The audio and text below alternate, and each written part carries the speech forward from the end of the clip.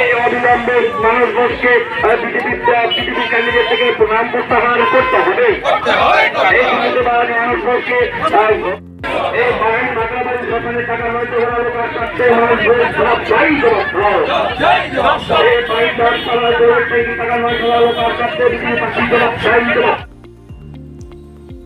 রায়গঞ্জে উপনির্বাচনের আগে একের পর এক আন্দোলনে কোণঠাসা হচ্ছেন বিজেপি প্রার্থী মানস ঘোষ। গতকাল সকালে মাকড়া ও সন্ধ্যায় রায়গঞ্জের ঘুড়িমোড়ে মানস ঘোষের বিরুদ্ধে আন্দোলনে নামেন রায়গঞ্জের শুভবুদ্ধি সম্পন্ন মানুষজন।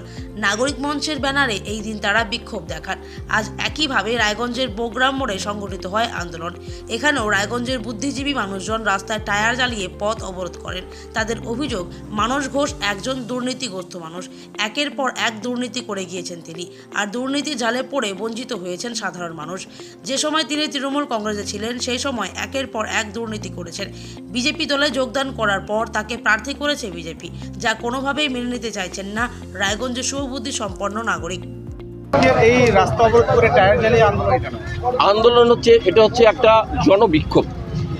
যে বিক্ষোভকে কারণ হচ্ছে উপনির্বাচন যে মানস ঘোষ জনপ্রতিনিধি হওয়ার চেষ্টা করেছিলেন, মানস ঘোষ সম্বন্ধে অনেক লোক অনেকভাবে জানতেন না।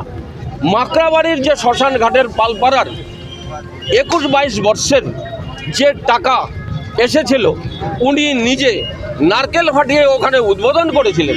সেই টাকার একটা ইটও ওইখানে পড়েনি। সেই কারণে মানুষ, সব জায়গার মানুষ ওনাকে প্রত্যাখ্যান করেছে।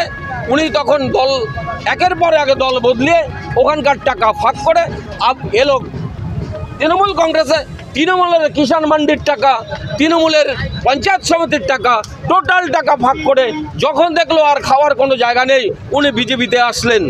বিজেপিতে আসার পর জনগণ যখন জানতে পারলেন যে এই বিজেপির লোকরা, যারা হিন্দু ধর্মীয় যারা আছেন, বিজেপিরা যারা যে সুরসুরি দিয়ে থাকেন, হিন্দু ধর্মকে নিয়ে যে সুরসুরি দিয়ে থাকেন, মানুষের শেষ যাত্রা হচ্ছে শ্মশান যাত্রা। যে শ্মশান যাত্রায় মানুষ শেষ নিঃশ্বাস ত্যাগ করে উনার দেহটা ওইখানে জলস্তর করা হয়, ওনাকে দাহ করা হয়। তারই প্রতিবাদে বিক্ষোভ। সেই টাকাটা অবধি উনি খেয়ে নিয়েছেন। তারা নাকি কর্মসূচিটা কি করছেন এখনকার কর্মসূচি, আমরা এখানে টায়ার জ্বালিয়ে বিক্ষোভ করলাম জনগণকে জানানোর জন্য। জনগণ তার বিচার করবে, তার কারণে উনার কারণে এই বিক্ষোভ। উনি তো বিজেপি প্রার্থী, আবার উনার দুর্নীতির বিরুদ্ধে, উনার দুর্নীতিকে মানুষের কাছে তুলে ধরার জন্য মানুষ, এখানকার জনগণ, মানুষ সোচ্চার হয়েছেন। দলের কোনো ব্যাপার নাই, জনগণের ব্যাপার। এখানে জনগণ সবাই মিলে একত্রিত হয়েছে, এখানে কোনো দলের কোনো ব্যাপার নেই। আমার নাম হচ্ছে অমরচন্দ্র ঘোষ।